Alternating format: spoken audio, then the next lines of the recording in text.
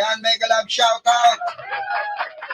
Nagbabalik muli ang inyong lingkod, Mirador Pico at your service. Ganun mag-isip si Sentry. Dinala niya dun sa wala silang kapangyarihan at walang palag. At ang maganda pa rito, ang kagandahan dito mga kababayan, lumabas kung magkano talaga ang yaman ng mga Duterte. Kung saan nanggagaling ang yaman ng mga Duterte. Imagine, for 1 month, nagbabayad sila kay Kaufman ng worth 144 million. Oh. Ano yon? Dollars. Oh. Imagine that, mga kababayan. Gaano kalaki yon dito sa atin? Mas malaki pa yung binabayad kay Kaufman kaysa sa salin ng mag-ama. Diba? Oh. Kaya ganun katalino si Senator Trillanes. Alam niya, mapapalabas niya ang yaman. Oh, ubos ang pera ng mga Duterte. Isa na lang po ang tanong ko, Senator, before we let you go, no. Kamakailan lamang po ay nag-release ka ng ilang mga pangalan na maaaring magkaroon idawit na po ng ICC. Ano po? Ano pong sabi ng inyong little bird sa ICC pagdating dito sa decision ng appeals chamber about the jurisdiction? Meron po ba kayong mga naririnig dyan? Ano po yan? Yung mga nabanggit ko po na pangalan, ito po ay, yun nga, base sa ating informante, ito yung mga kasangkot, yung co-perpetrators. Kasi di ba may mga redacted names daw doon, at ang dami na ngayon na nag-speculate kung sino-sino yun. Ito po yung nahagip natin ng mga pangalan. So yan, ang mga miyembro ng kapulisan. Kaya, yun po. Ngayon, itong sa kanila, tuloy-tuloy din lang po yung pag-develop ng kaso sa kanila. Maaring ma-issuehan din sila eventually ng warrant. Yun po yun. Ayun. Okay. Very, very quickly, Senator, I just have to ask, dapat na bang mag-issue ng show cause order ang Senate President on the continuing absence of Senator Bato? Dapat lang! Siguro ang precedence na kino-compare nila dito ay yung nangyari kay Senator Ping Lacson na after 9 months of absence, kasi similar yan, may nag-issue ng warrant sa kanya nung panahon ni GMA, hinahabol siya, hinaharas siya, so nag-decide siya na maging fugitive. 9 months po yun. After 9 months, nag-decide yung Senado na i-padlock yung opisina niya at inabsorb yung mga staff niya ng Senate Secretariat. So, wala nang pondo. Kasi yung kaso po namin ni Senator Laila noon, hindi kami nakakapasok. Pero dahil, hindi naman dahil sa kagustuhan namin, kundi force of circumstance, nakabikini kami. Pero nag-perform kami kasi nag-i-issue kami ng bills and resolutions, nagpa-file kami. At in my case, nag-conduct pa nga ako ng committee hearing sa loob mismo ng kulungan. Ito na yung eventually naging batas na nagpataas ng sweldo ng sundalo, pulis at mga government employees. Okay. Senator Sani, maraming salamat po. As always, pleasure talking to you, sir. At maligayang Pasko po. Ayan, mga kababayan, narinig nyo. No? Kayo ba, dapat ba talagang mag-ano na ng show cause order ang Senate? Kung ako tatanungin, mga kababayan, from the very start naman, wala namang ginawang trabaho yan eh. Simula nang bumukas ang session, puro katarantaduan lang pinagagagawa niya. Magmula nga nung naupo bilang isang senador yan si Bato, wala naman nagawang matino yan. Ano ba naipasa niyang batas? May natatandaan ba kayo? May naipasa siyang batas? Hindi nga, real talk, meron ba nakakatanda sa inyo? Na headline man lang na, ay, yung pinasang batas ni Bato na kinabang ang sambayan ng Pilipino. Diba? Ito yung mga ganitong klase ng utak kriminal, mga kababayan. Kung tutusin, kung opinion ko lang ang masusunod, or para sa akin lang, mga kababayan, ay yung mga ganito dapat na senador, yung mga senador di pulpul kung tawagin, yung may ulo pero hindi alam gamitin ang utak, dapat yan, 'di ba? Pag na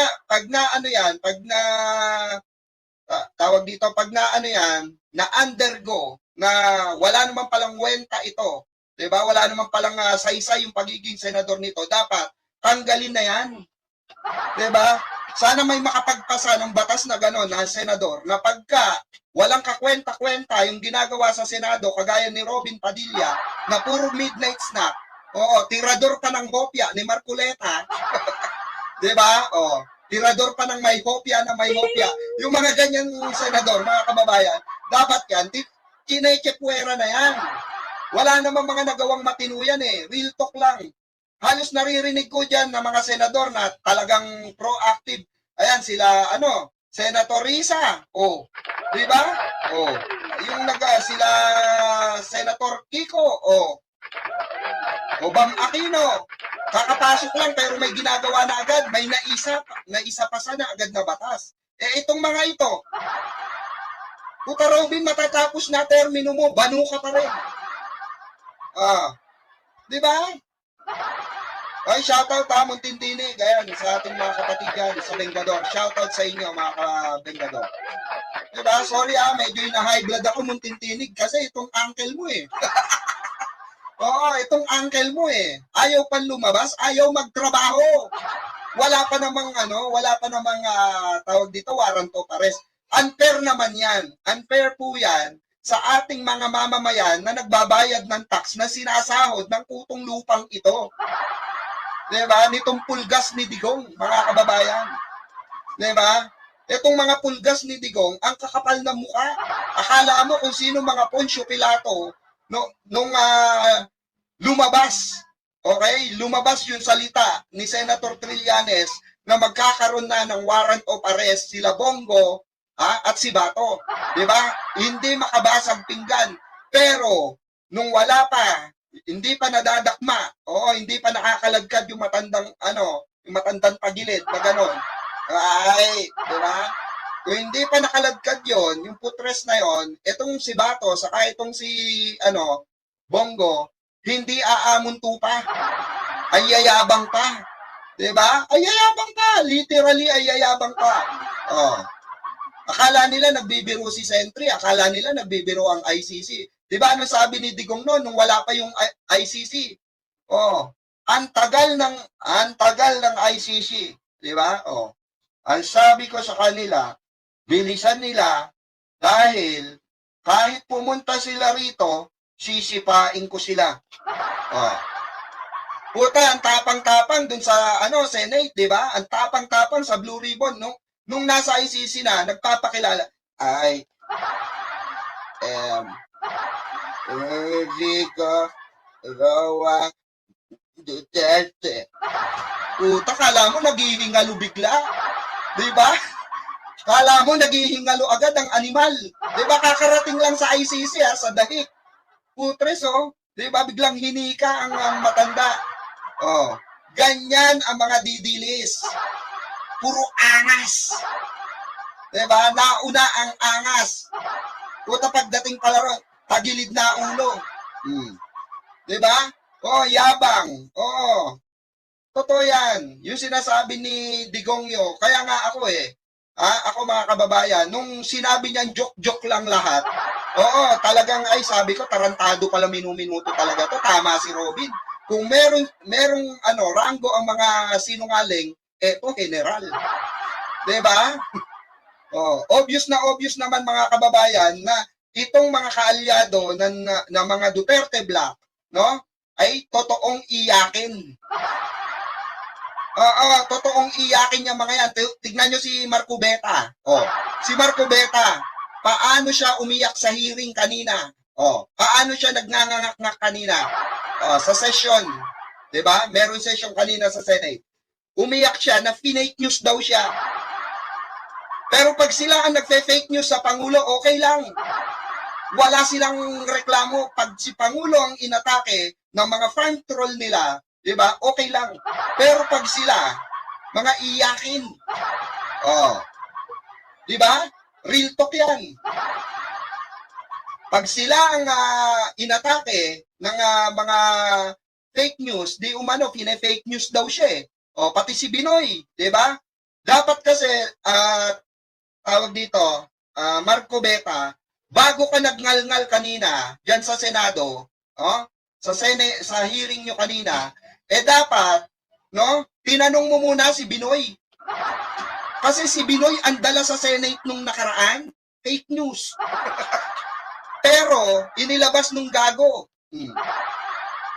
Inilabas nung gonggong doon sa Senado. O gusto pa niyang mangyari sa Senado ang mag-imbestiga para ipa-authenticate kung totoo yung video ni di umano ni Yusik Claire Castro.